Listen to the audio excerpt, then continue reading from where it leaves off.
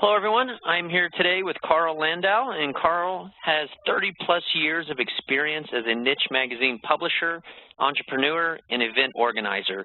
And Carl has launched and sold 5 national niche magazines and 2 shows. In 2000, he started an advertising sales training program called Camp Niche. These events train magazine publishers, ad directors, and ad reps how to successfully sell print, digital, and integrated sales programs.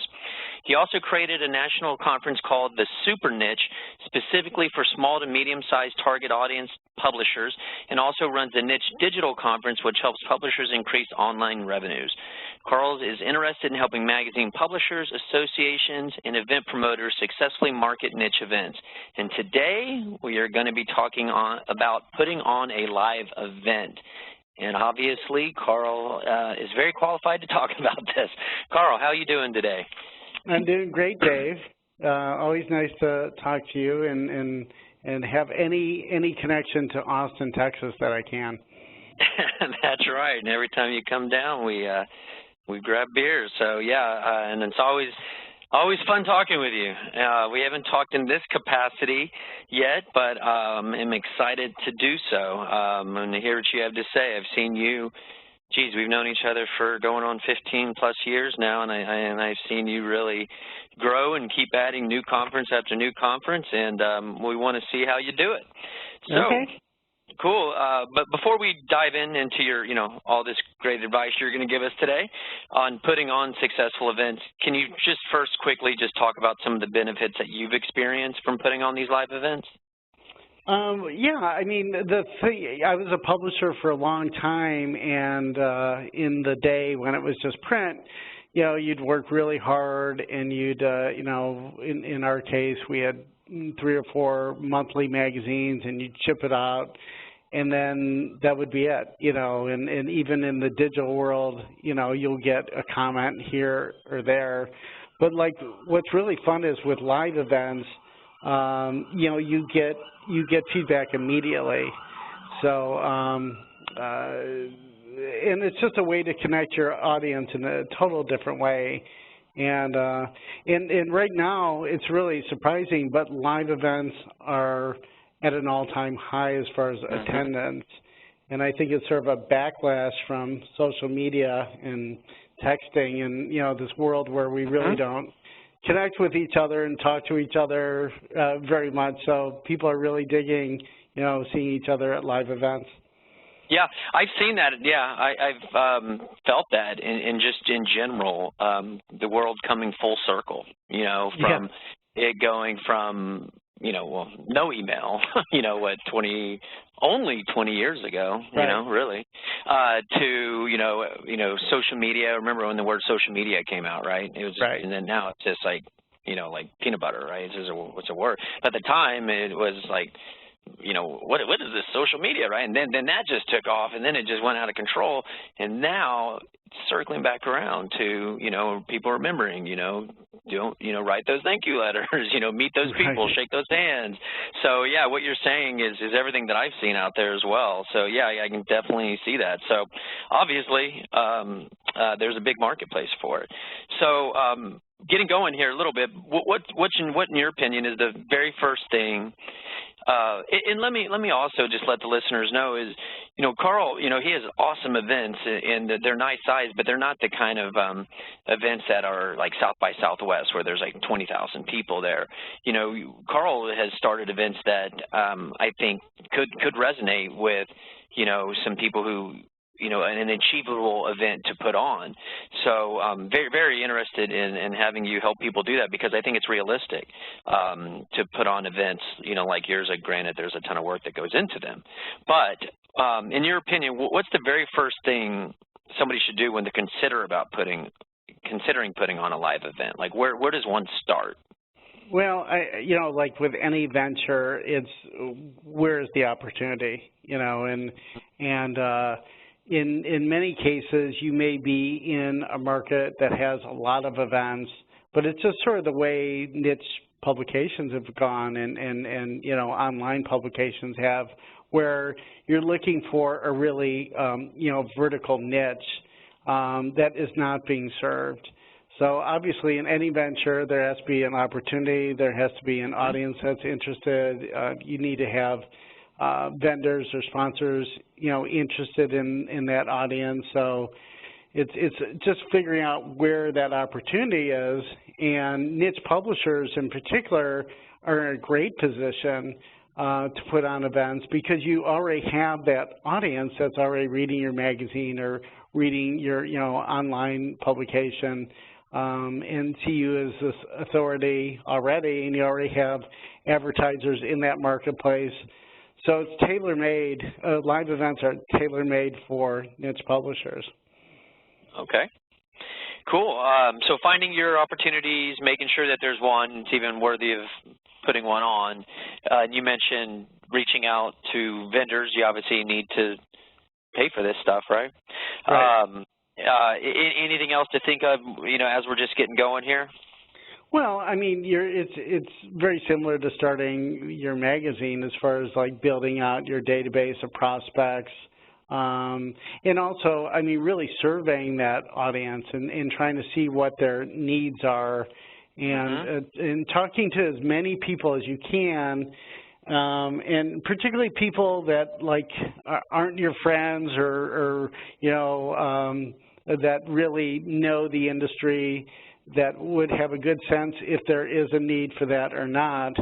Because, you don't want to start any venture, especially an event, just because it's, oh, that's something neat I'd like to go to, So you really need to, do your research and get as many opinions as possible before you launch.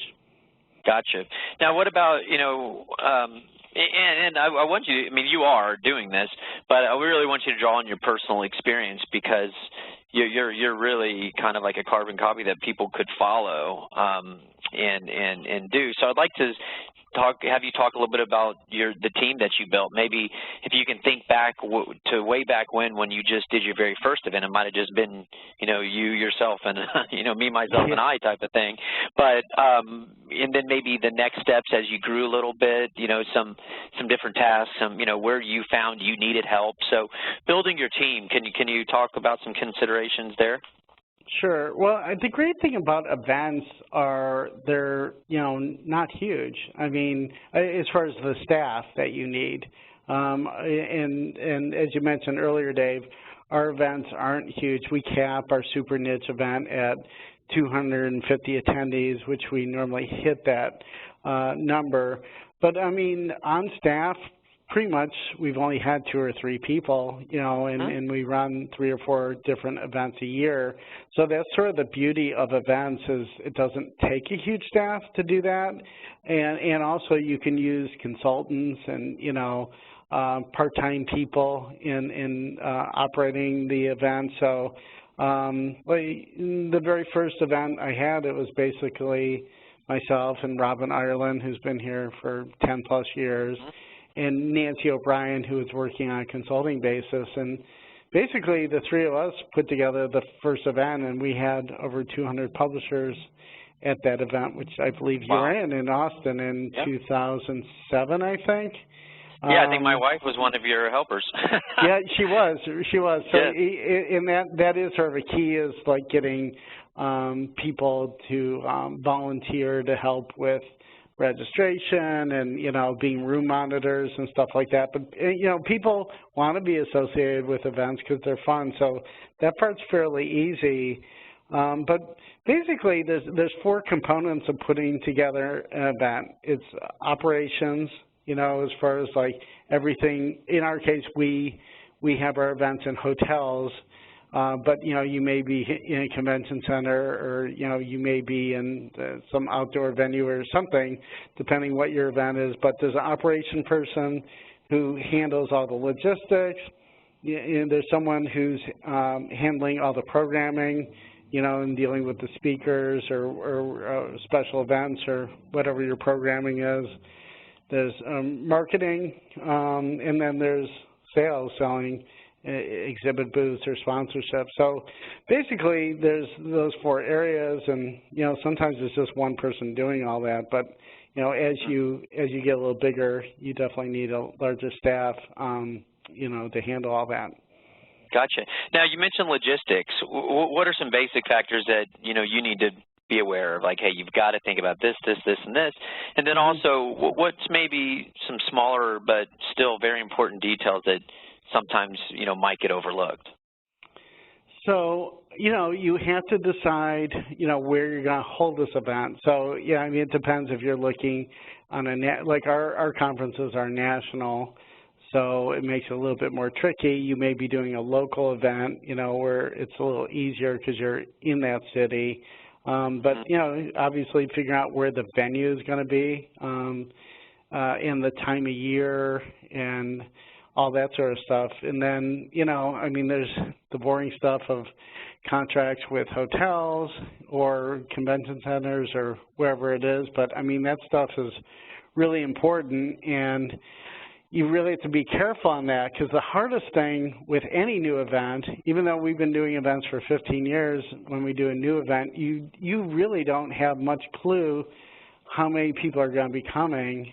So you have to be really conservative on your numbers, because in our case, when you're working with hotels in a hotel block, those hotels take that very serious. And if you don't hit your numbers, you have to pay for those hotel rooms. So anyone that's been involved in events has dealt with that, and it can be a sort of a scary thing. So that's sort of at the very beginning what you're doing. Now, I'm sorry, go ahead. Oh, you had said, what is the one area people don't really think about? And I think probably the one area is networking. There's two reasons why someone goes to an event. One is, especially like conferences like we do, one is educational. They're there to learn whatever new technology or techniques or information there is to learn about that industry and how to make more money doing it or whatever it is. And then the second one is networking, and the networking is just as important, as the educational side.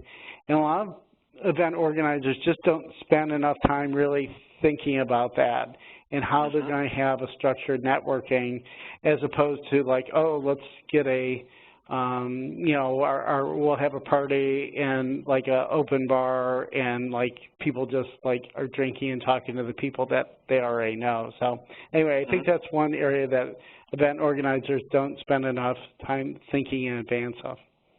Well, what have you done to help facilitate the networking amongst people? Because you're right, what you said is what I've experienced at some and not at others, not yours. Let me just give a shout out. If you want to have a good time and learn, go to Carl's events, especially if it's in your world of digital or publishing, because he does go out of his way to make that happen. But how have you done that? Well, I put myself in the place of someone who's never been there before, and I don't, I'm not going with someone. So we do things, and it started maybe the second or third conference, but it's like at our lunches, we call it lunch with a stranger. And so we have a rule that you can't sit with anyone you know. And it's really great because, typically here you are, first-time attendee, and you're looking for a place to eat. There's 10 seats at a lunch chair, and there's 4 people there from one company, and they're like talking gossip, about what's going on in their company, and like and here you are, and it's awkward. So if everyone if everyone at the table doesn't know each other, it's great, because then they really, they're sort of forced to talk to each other. So, I mean, that's like a little tiny trick, but, I mean, the lunch with a stranger has really worked. And then, like, our welcome receptions, we do unusual ones where there's, like, activities. Like, I think the ones you've been to, we rented out a bowling alley, or we built a miniature golf course.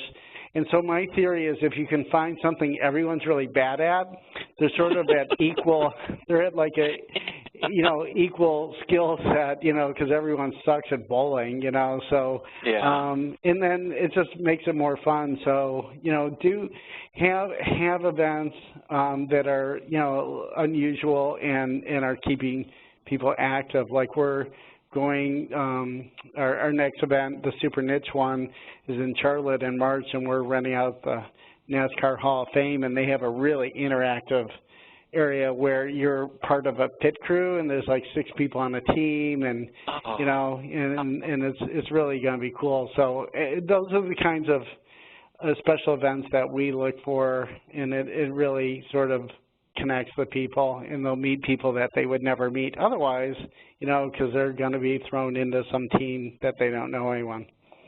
Those are some great pointers, because a lot of times you go to an event and you might learn some stuff, right? You might, but you might not, sit there and rave about it or talk about it to somebody if you didn't have like a really just good time, right? Right. And didn't feel that way, and that's always like the forgotten thing. People sometimes just don't think about that part, and you have, and I think Joe Polizzi, who's grown his conference incredibly. Oh, yeah. I think he learned a lot from you, because even though he's a lot bigger, it's just a bigger marketplace, marketing versus publishing. Right. But it's a lot of the same, thought process. You can see it come out in that, because Joe puts on a great time as well. So but not everybody does that, and not everybody, you don't get that, that fuzzy, goodness of people talking about you, like, oh my God, I had the best time. So great pointer. Yeah, and there's other things, Dave, that are really simple that people don't think about, but and Joe does a great job with this, and is like with music, like when you're walking into the conference for the first time, like having really fun music and getting people in a good mood and stuff like that. We've hired papa bands, we've had gospel singers, we've done all sorts of things. Just sort of wake up the crowd when it starts, because everyone's like, today they're all texting and they're, not paying attention and all that. So right from the beginning of our event, we want them to know this is going to be a different kind of experience, and it really works. So, that's just a tiny little example, but music is a big deal at a live event. Yeah, you might think they're tiny little examples, but I'm telling you from an attendee standpoint, they're difference makers. So, I'm hearing loud and clear is, hey, invest in some, entertainment, invest in some of these small things to do it. Like, $1,000, $2,000 or $5,000 can, depending on the size of your conference, can go a long way. Yeah. And, little happy hours here and there after stuff. That's just, like, don't put that money in your pocket, because you'll make it back tenfold, for the next year.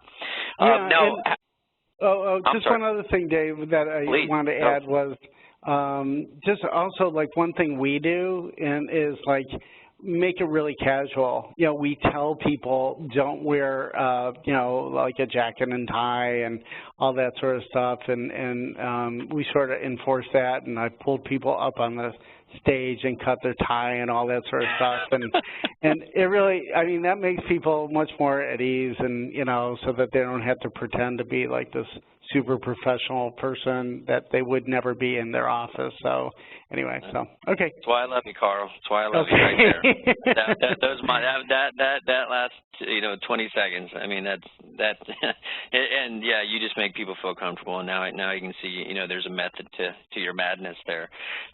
So you mentioned hotels. They're very serious about those blocks and the unknowns of starting a new conference. So that could be scary, right? So budgeting, like, how did you do it at the beginning? Now it's obviously probably a lot easier for you. So don't tell me now. I want you to go back to the beginning when you're going. Is it a leap of faith? Like, how did you go about that? Yeah, it sort of is a leap of faith. You just don't know what that's going to be like. So, you want to be obviously really conservative. I think our first event, our budget was like if 100 people came. And so we ended up with 220. In fact, the first venue we had couldn't hold that many people for lunch. But you know what? Those are problems you can deal with. The having too many people, come or getting too much revenue from attendees. Those are problems you can deal with. The other way, you really can't. So if you budget for 500 people and you only had 100 people, then that's a real problem. So just being really conservative at the beginning, and also being really organized and ready for anything is the key. I mean, organization, like with events, is just huge. And trying to alleviate any surprises that you could have avoided. That's what you want to do. Okay. Now, how did you first decide on what you should charge attendees? Is that just part of the budgeting, or how did you figure out what people may or may not pay, or what you feel like it's worth? How did you go about deciding on that? Well, I think it's like any time when you're looking at pricing, you want to look at competitors. So if there's in your space, maybe there's 5 other competitors in that industry, or going after that audience. So seeing what they're offering. Here's a 2-day conference, and that's similar. I mean, what are they charging? I mean, that's what you would go about doing it. Same thing with a magazine and figuring out your ad rates and that sort of stuff. So, okay, just basic market research. Yeah, it's basically that. But then you have to be careful too. Don't start too low. I mean, we start off with a $1,000 tag for our event. And it worked, but if we start at $395 or something, it'd be really hard to get up there. So, so I mean, it's you can always go down. Yeah, you can always go down or whatever, but so it is sort of important though, that first event, that you're pricing it accurately, because it's, as far as going up and down a lot, that would be difficult to do. Yeah, I don't know if you know, but you're giving some really great pointers. I know some of these things might just seem like, just really easy for you to know about because you've been doing it for so long, but there's some good stuff, Carl. Now, what about, Dave, let's move on to speakers. I'm not that old. Let's get off the old theme here. Come on. Well, you kind of are. Yeah, no, I know. Well, you're looking at 30-plus years of experience. I assume you've been living longer than that. Well, you know what? I've been doing the same thing though since I practically got out of college. Somehow I got on this path of publishing. Well, you look young. You're a handsome gentleman. Yes, yeah, you're welcome. No. Let's move on to speakers. It's important, right?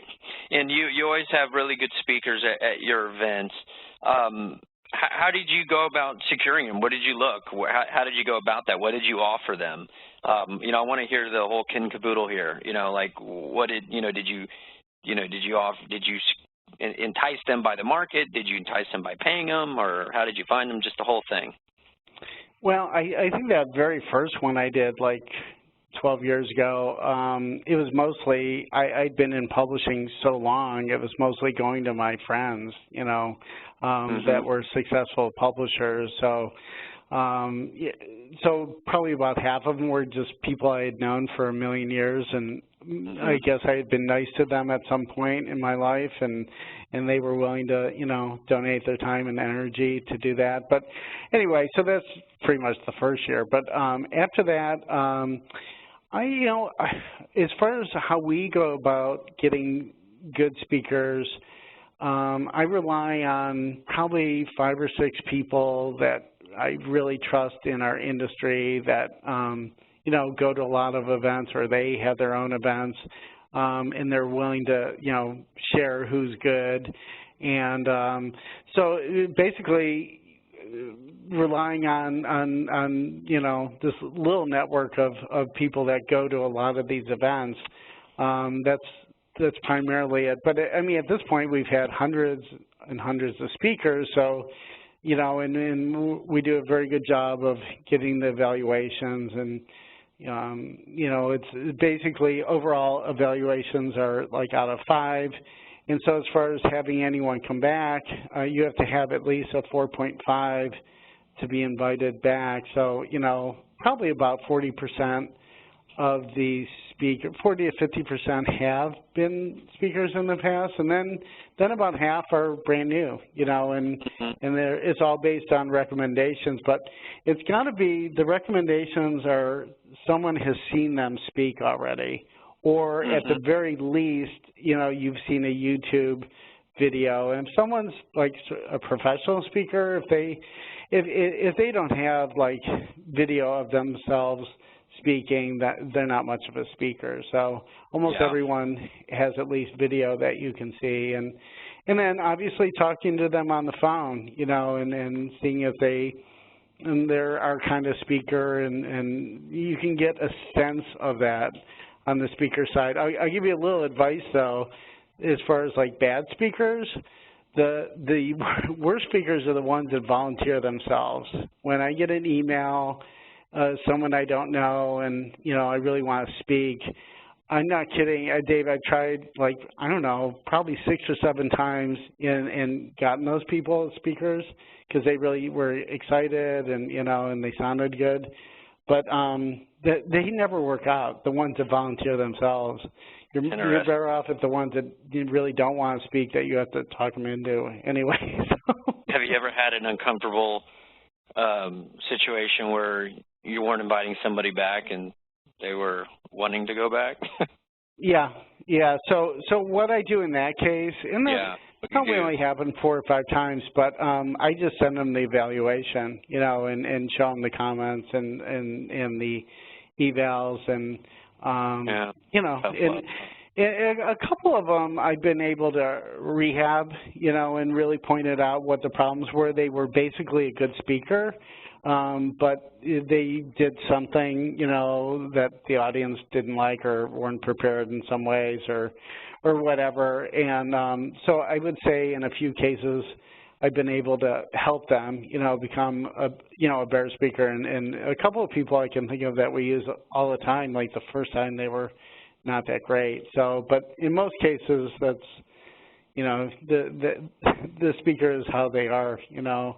But the one thing I really emphasize is, and this is for event organizers or to speakers, you're in the entertainment business.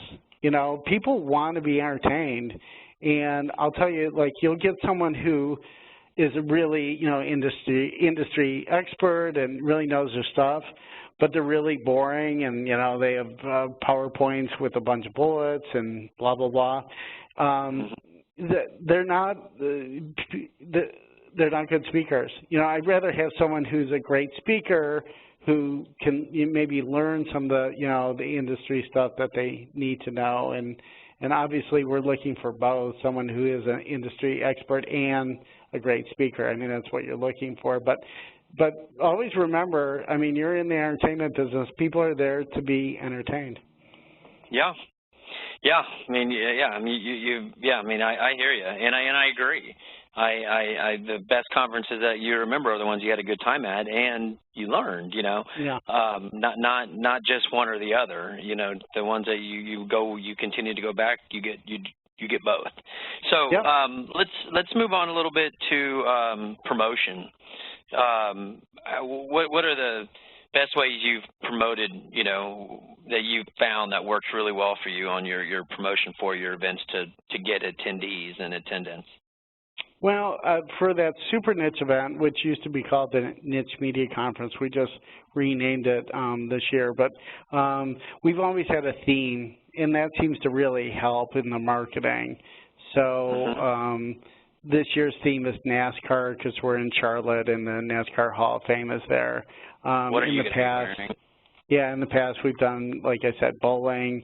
We were in Phoenix, and it was during spring training, so the theme was baseball.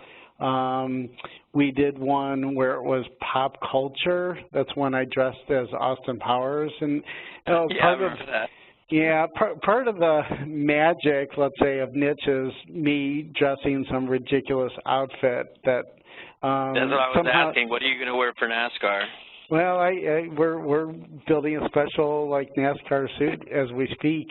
It's sort of funny, and we're putting actually the logos of the sponsors on my suit, and just like they do in NASCAR and all that sort of stuff. So, good idea. Yeah. So anyway, so the themes really help and help us. So and because it really differentiates you from all these other, conferences where they're pretty boring and that sort of stuff. And, I mean, you talked about Joe Polizzi, and, I mean, it was genius where he came up with the whole idea of everyone dressing in orange because, I mean, that orange is his favorite color. And, it just makes a huge difference. People just feel good when they're walking in because they're in this, in that case, orange outfit or whatever. But in our case, we get people dress up in whatever the theme is for the party or even at the event. So, but as far as marketing, I mean, the key is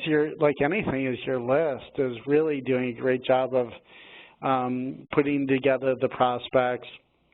And, it's and obviously at this point it's all email and social media as far as like getting people to attend. Yeah, so basically, start off with, have a hook, get your theme, right. So you can kind of already start showing people it's going to be fun. And then just a lot of the, I mean, this isn't about marketing too much, so we won't get into all promotional marketing stuff. But in general, though, your best advice there is build your marketing in and around the theme so that, something to remember, something to get people excited about. Okay. Now, to kind of circle back around, we talked about this a little bit, but, well, we haven't talked about this specifically, but you talked about, estimating low and for budgeting, but how did you estimate a turnout? I can imagine that just seems like the grandest of tasks to do if you're just getting going. Like, how does one even think about going about, doing that? Well, the key thing is getting registrations early. So ours are national events. So, I mean, you really want to have like your first deadline really early. If it's a local event, people are more used to registering like closer to the event. That, to me, that's the scariest thing. People that have like these, local events that you don't know until that day, who's going to show up, or if it's rainy, that may affect things, and that sort of stuff. So, so what we do is just to get things going and to get an idea of what the attendance is going to be like, we offer like a pre-programming special price. That's a heavily discounted registration, and we actually call it pre-programming pricing or something like that. And that's about 5 or 6 months in advance of the event. And we probably get about 20 to 25% of our attendees at that point. And is that a number that somebody can, approximately rely on, like these early bird specials? You're looking at that might indicate about 20 to 25% of your total attendance. Is that? I know I don't want to put you too much on the spot because I don't want I know you don't want to lead anybody astray, but is that somewhat accurate? Well, for us it is. You're going to have other audiences where they don't care about the price, so it may not serve everyone well. But for us, basically, and I came up with this, I don't know, probably about 10 years ago, where we actually offer this 4 different deadlines. So there's the pre-programming deadline, which is like probably like $600 off. I mean, that's we do a 2-day conference and an add-on, so that for 3 days it would be like $600 off, and then we go to super early bird pricing, which is maybe $400 off, and then early bird, which is like $300 off, and then regular pricing. So the thing is, unfortunately, we're in an industry that's very deadline oriented as far as the events business. So So it'd be too scary to have one deadline, you know, like one early bird. So that's why we give people a chance like 3 times at a deadline. And that, anyway, that helps us figure out how many people are going to be coming and how are we doing number-wise versus last year and that sort of thing. Okay. Now, moving on to like securing vendors, is there any pointers you have there? Well, I mean, it's sort of funny, that very first event we did 11, 12 years ago, that was like a last-minute thing I thought of, and I only sold 3 sponsors for that, and I really didn't even try that hard. I just didn't know that the vendors very well at that point, and was really concentrating more on the attendees. And it's sort of funny, we went from 3, and we charged like $7,500 to $10,000 for a sponsorship. So we went from 3, in the second year we had 20. So, and the way we got it really was, and I'm not actually giving, this is not great advice right now, but I mean, I pretty much relied on the attendees to like go to their vendors. It's like, well, this is an amazing event. You know, they'd go to their printer or their digital edition provider or their CRM, you know, provider, and you know, they just pretty much on their own, they went to their own suppliers and said, you really should be going to this, you know, niche conference. And so, like I said, this is not great advice. I mean, you need to be more proactive in general. Yeah. But I was pretty much a one-man show. I didn't have time to make a bunch of calls to vendors. Now, I mean, we've gotten way better at all that, and I mean, our sponsorship for the super niche is like way up. I mean, because I've spent more time, and it's a well-established show at this point. But anyway, how did you go about like knowing which vendors would make sense?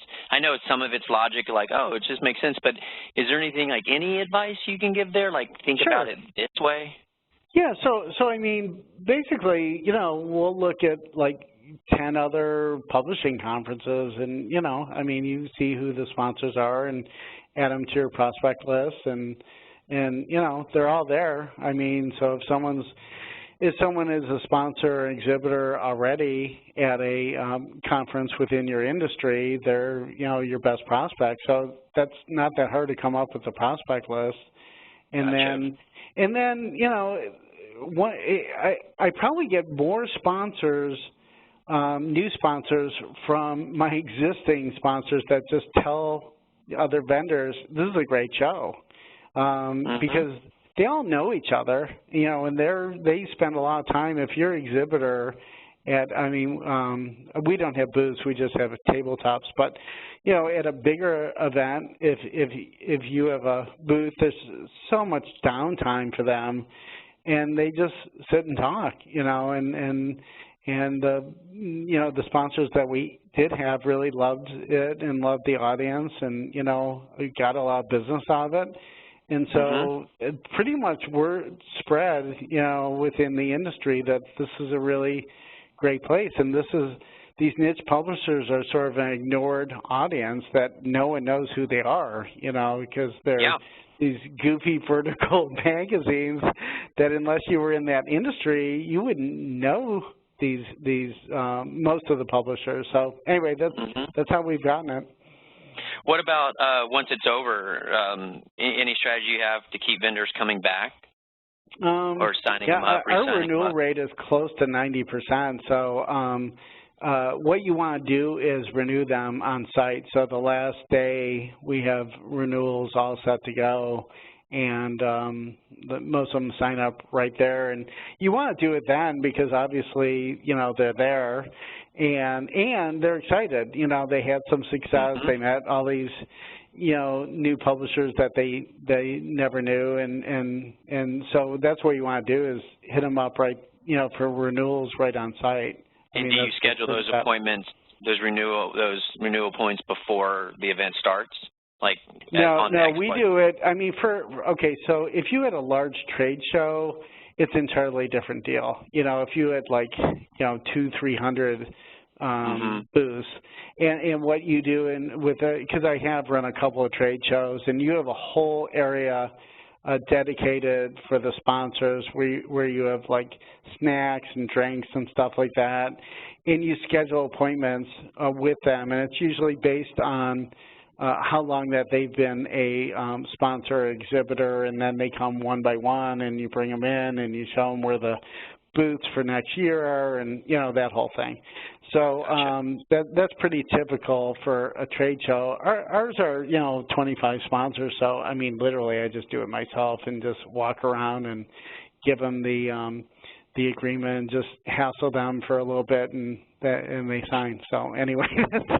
Yeah, I don't know if that's helpful or not. That. Yeah, I mean I've read that multiple times. Just get in front of them and hassle them. That's the 1-2 punch. All right, now what about your time?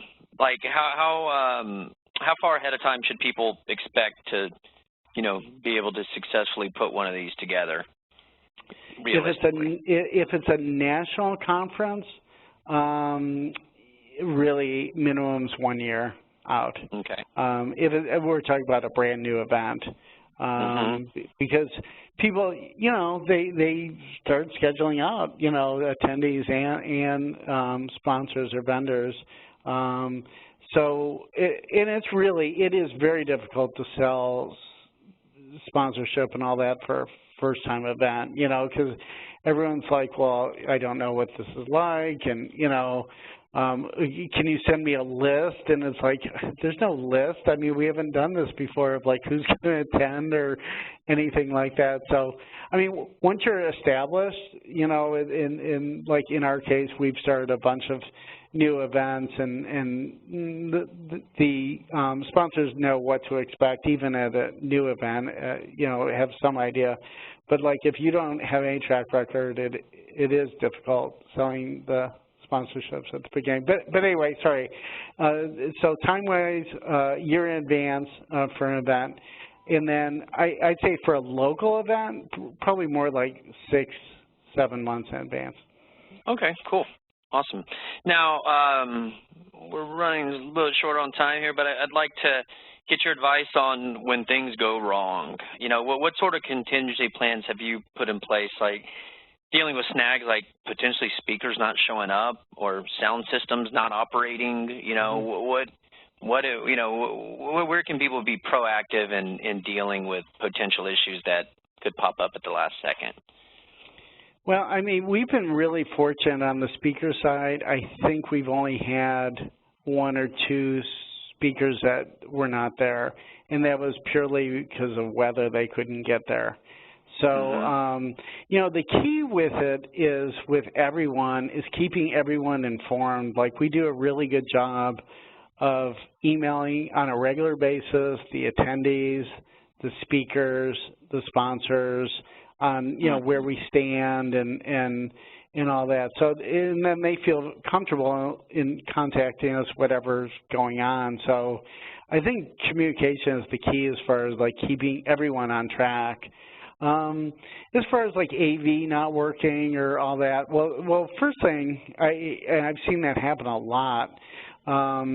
And that usually is because they didn't do a sound check and, didn't do all the precautions that you need to do. I've seen that so many times. So most of those bad things are just they weren't fully prepared. But occasionally it does happen. And what I say is, like, if there is a problem, as long as they see the event organizer working hard, and they're concerned about it and they're doing whatever they can. I think people are very, willing and understanding of things that go wrong. So in our case, we're pretty lucky because almost everyone that attends our events also puts on events. So they've seen it all themselves. So they're actually pretty understanding. Gotcha. Any parting thoughts? I mean, we've talked about a lot, or do you have any good resources, blueprints to point people to for putting on events, or do you have any last parting thoughts before I have to let you go? Well, we as far as putting on events, this will be our third Niche Event Fest, and it's an event about putting on events, and that's going to be the first day of Super Niche, and it's Charlotte, March 27th. And we're going to have about 80 event organizers at that. It's a one-day event before the Super Niche. So, so that's a good resource. We are putting together some ebooks this year, and one of them absolutely is going to be a step-by-step checklist of events. So I think in about 2-3 months we'll have that available. Well, where would they go find that? Well, God, like everyone in the world, we are redesigning, redoing everything on our websites. So, in a week. So by the time people are listening to this, if you go to niche, let me see, it's Niche Media HQ, like headquarters.com. That's where all our information and that's where all of our content will be housed. Anyway, so and if you have that white paper, yeah, send it over, and we'll put it in the blog that we write up for this. Yeah, awesome, man. You gave some awesome pointers. I really appreciate you and your time. How else can people continue to learn from you? Well, I mean, we have a blog that we'll be producing from that. I mean, you can get it through that site, so it comes out 3 times a week, of which usually about 1 in 4 of our blog posts are about putting on events. The rest are about helping niche publishers. So that's it. Or, you know, you can email me at carl@nichemediahq, like headquarters.com, and I respond pretty quickly. And not surprisingly, your Twitter handle is Niche Media Man, correct? Right. Yep. So you can follow Carl at Niche Media Man. Well, Carl, thank you so much. Sure. Really appreciate all the great info, and until next time. Okay, I really appreciate it, Dave. You've been a good friend, and you know, you're doing a great job with the publishing community and social media community, and we all appreciate it. Thanks a lot. All right. You're welcome. Okay, man. Bye-bye. Bye.